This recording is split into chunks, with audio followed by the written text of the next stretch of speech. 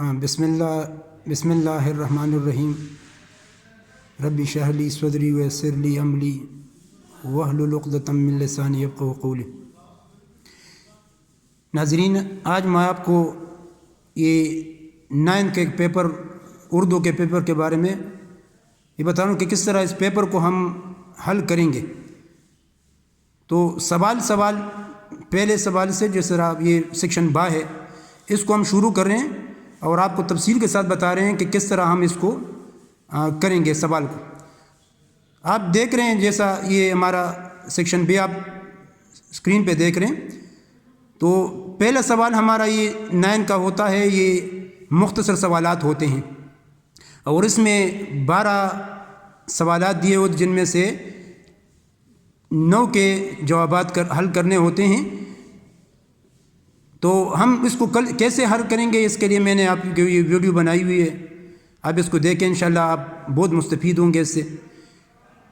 آپ کو جو سوال اس 12 میں سے چوائس کرنا ہے، یہ سوال نمبر 2 ہے اور اس میں آپ نے جو سوال اس کو پہلے ہیڈنگ لے کے، یہ جو ہم نے لکھا ہوا ہے مختصر سوالات، پھر اس کے نیچے جو سوال آپ نے منتخب کرنا ہے اس 12 میں سے، یہ ہم نے سوال نمبر 1 کا یہ جواب یہ منتخب کیا، پہلا سوال نمبر 1، تو اس کا جواب لکھیں۔ پھر اس کے نیچے جو ہے آپ جو سوال لکھ رہے ہیں اس کو ہیڈنگ دے دیں اور اس کو ہائی لائٹ کریں۔ جس طرح ہم نے یہ لکھا ہوا ہے پیر مرد، وہ لکھا ہے پیر مرد کے واقعے کو اپنے الفاظ میں، تو اس کو ہم نے سوال نمبر لکھا ہوا ہے کہ سوال نمبر 1 کا جواب، اور پھر نیچے لکھا ہوا ہے کہ یہ پیر مرد، اس کو ہیڈنگ دیا ہوا ہے۔ تو پھر نیچے جو ہے یہ اسپیس آپ کے ساتھ، اس میں پھر تفصیل سے لکھیں۔ جب سوال ختم ہو جائیں تو پھر اس کو ڈبل لائن دے دیں، جیسے نیچے پہ ہم دیا ہوئے ہیں، یہ دیکھیں یہ ایک بلیک سے دی ہوا ایک نیلے سے۔ اسی طرح پھر دوسرا سوال، جس طرح یہ ہم نے یہ سوال نمبر 2 یہ لیا ہوا ہے اور اس کا جواب پھر بڑا یہ ٹائٹل دے دیں، سرخی دے دیں، جیسے شاکرہ کی مزاج۔ پھر سب ٹائٹل ہیں، اس سوال میں سب ٹائٹل ہوں تو پھر اس کو سب ٹائٹل کو ذرا چھوٹا لکھیں۔ جس طرح ہم نے لکھا ہوا ہے نمبر 1 شکی مزاج ہیں، منہ پھٹ ہیں، محبت کا پیکر ہیں۔ تو اس طرح آپ پیپر کرتے جائیں، انشاءاللہ ایک تو آپ کا پیپر اچھا لگے گا اور دوسرے جو ہیں یہ طریقے سے ہوں گے تو آپ کے نمبر زیادہ آئیں گے۔ یہ پہلے سوال تھا۔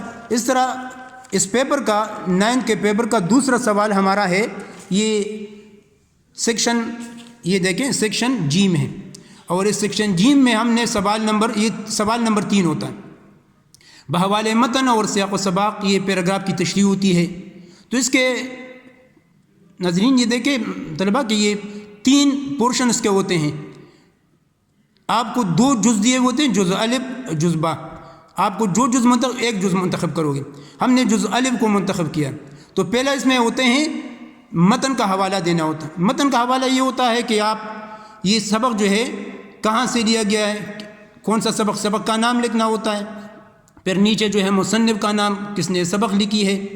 اگر ماخوذ از آپ کو پتا ہو کہ یہ سبق کون سی کتاب سے لی گئی ہے تو ٹھیک ہے، نہیں یاد تو بس یہی کافی ہے کہ آپ سبق کا نام لکھ لیا، جس طرح ہم نے لکھا ہوا ہے، یہ دیکھیں یہ سبق کا نام اخلاق نبوی صلی اللہ علیہ وسلم، اور نیچے جو ہے یہ ماخوذ یہ مصنف کا نام ہے تو مولانا شبلی نعمانی لکھا ہوا ہے۔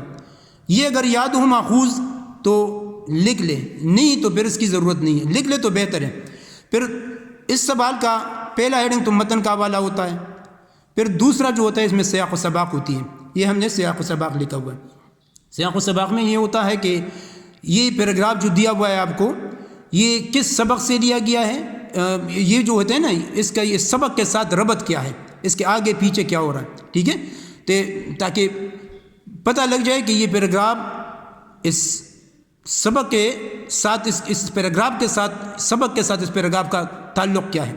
تو سیاق و سباق یہ لکھنی ہوتی ہے، یہ کم از کم یہ 5-6 لکیر، زیادہ سے زیادہ 7 یہ ہونے چاہیے۔ پھر نیچے اس کی تشریح، جو اصل پیراگراف ہوتا ہے اس کی تشریح ہوتی ہے، لیکن تشریح یہ ہے کہ اس کو پیراگراف کو خوب دیکھ لے اچھی طرح اور پھر اس کو اپنے الفاظ میں لکھنا ہے۔ یہ نہیں کہ وہ پیراگراف دوبارہ لکھ لیا یا اس پیراگراف کے معنی چینج کیا اور آپ نے لکھ لیا۔ اصل میں یہ ہوتا ہے کہ اس کو ذرا جو پیراگراف ہے اس کو دگنا بھی کر سکتے، 1/3 بھی کر سکتے، ٹھیک ہے۔ تو اس کو تشریح کرنی ہوتی ہے، تشریح میں اس کی وضاحت کرنی ہوتی ہے، تفصیل سے ذرا لکھنا ہوتا ہے. تو کوشش کریں کہ اس کو اپنے الفاظ میں اور ذرا بڑھا کے لکھیں. ایسے الفاظ جو اس سے سبق سے اس کے تعلق رکھتے ہیں، پیراگراف سے تعلق، اس کو اس میں کر لیں. پھر ہمارا تیسرا سوال جو ہے، یہ تیسرا سوال ہمارا، یہ تیسرا تو ہو گیا. چوتھا سوال نظم اور شاعر کے حوالے سے تشریح ہوتی ہے. تو اس میں بھی 2 پیراگراف دیے ہوتے ہیں. الف الف ہوتا ہے، جز بے ہوتا ہے، با ہوتا ہے. تو ہم نے جز با منتخب کیا ہے. یہ اشعار آپ کے سامنے ہیں. اس اشعار کا بھی حوالہ نظم کا اور شاعر کا حوالہ دینا ہوتا ہے. اس میں کہ کس نظم سے لیا گیا ہے، یہاں پہ ہم نے، اب دیکھیں یہ حوالہ شاعر ہم نے لکھا وہ ہیڈنگ کے ساتھ، اور یہاں پہ ہم نے یہ نظم کون سی ہے، یہ نعت سے لیا گیا ہے. ٹھیک ہے، نعت سے.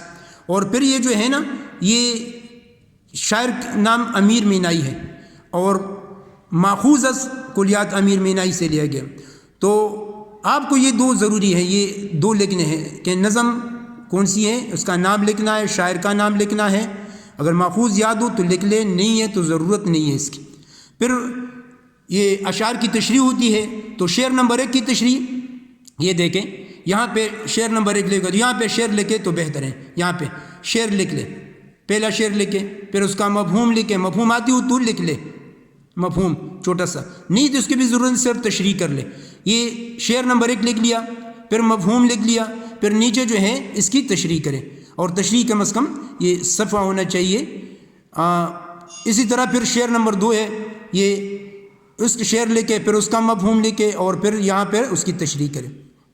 اس کے بعد ہمارا یہ 5واں سوال اس پیپر کا، یہ سوال نمبر 5، یہ غزلیہ حصے سے ہوتا ہے. شاعر کے حوالے سے غزلیہ جز کی تشریح ہوتی ہیں. تو اس میں بھی 2 جز دیے ہوتے ہیں، جز الف جز با، اور ایک آپ کو انتخاب کرنا ہے ایک کا. یہ دیکھیں ہم نے پہلا جز جو ہے نا، جو جز الف، اس کا انتخاب کیا ہے. اور یہ ہو جاتا رہا نہیں لیکن جب وہ آتا ہے تب نہیں آتا، جی میں کیا کیا ہے اپنے ہمدم پر سخن تاب لب نہیں آتا. یہ تو اس کی پہلے دیکھیں شعر کا حوالہ لکھیں کہ یہ اشعار جو لیے گئے کس شاعر کے ہیں. تو یہاں پہ دیکھیں شاعر کا حوالہ ہم نے دیا ہوا ہے، شاعر کا حوالہ دیں. پھر یہ میر تقی میر، شاعر میر تقی میر کے لیے گئے ہیں. اور پھر نیچے جو ہے نا، یہ ماخوذ از کے انتخاب کلامی میر سے لے گئے. نیچے پھر تشریح ہوتی ہے شعر نمبر 1 کی، وہ لکھے، اس کا مفہوم لکھے، تشریح لکھیں. پھر شعر نمبر 2 ہے، شعر نمبر 2 لکھیں، پھر مفہوم تشریح لکھیں. مفہوم یہ یہاں پہ یہ یاد رکھیں کہ مفہوم سی لکھنا ہے تاکہ آپ کو پتہ چل جائے دیکھنے والے کو کہ یہ کیا لکھا ہوا ہے. تشریح اس کی بھی کم از کم 1 صفحہ ہونا چاہیے. اور یہ ہمارا آخری سوال جو اس پیپر کا آخری سوال ہے، یہ سوال نمبر 6 ہے، سوال نمبر 6. اور یہ ہوتا ہے خطوط، یا تو خط ہوتا ہے اور اس خط کے ساتھ یا کہانی، مکالمہ اور یا پیراگراف پہ سوالات ہوتے ہیں. تو چونکہ یہ خط ذرا آسان ہوتا ہے تو ہم نے یہاں پہ آپ کو یہ نمونہ لکھا ہوا ہے کہ اس میں آپ چوائس کر سکتے ہیں، کوئی بھی کر سکتے ہیں. لیکن دیکھیں ہم نے خط جو کورس میں شامل ہے، پہلے لکھے خط ہیڈنگ سے لکھے، نیچے دوست کو ٹیلی ویژن کے کسی معلوماتی پروگرام کے بارے میں وہ ہیڈنگ لکھیں، اس کے ہائی لائٹ کریں. پھر جس طرح طریقہ ہے کہ جہاں سے آپ خط لکھ رہے ہیں، از کمرہ امتحان، جگہ کا نام ظاہر نہیں کرنا ہے. پھر نیچے تاریخ لکھنی ہے، 16 فروری طرح جو تاریخ اس دن کی وہ لکھنا ہے. ٹھیک ہے. پھر نیچے جو القاب ہوتے ہیں جس کو آپ لکھ رہے ہیں، پیارے دوست، اس کا نام لکھنا ہے. اور نیچے سلام، آداب، القاب لکھنے ہیں. اور پھر نیچے جو ہے یہ اسپیس جو لکھا ہوا ہے جس میں اصل موضوع جو باڈی ہوتی ہے خط کا وہ لکھنی ہے کہ آپ نے جو اصل مدعا ہے آپ کا اس میں ظاہر کرو گے. اور آخر میں جو ہے یہ سلام لکھنا ہے، والسلام، اور نیچے آپ کا دوست نام ظاہر کرنا ہے. اس کے لیے آپ پوری بتجی کے کوئی بھی الفاظ لکھ سکتے ہیں. آپ نے یہ دیکھ لیا، مجھے یقین ہے انشاءاللہ آپ کو اب پیپر کا یہ طریقہ آسان ہو گیا ہوگا، اور انشاءاللہ پیپر میں آپ کے لیے کوئی مشکل نہیں رہے گی. اس کے ساتھ میں اجازت چاہتا ہوں. والسلام.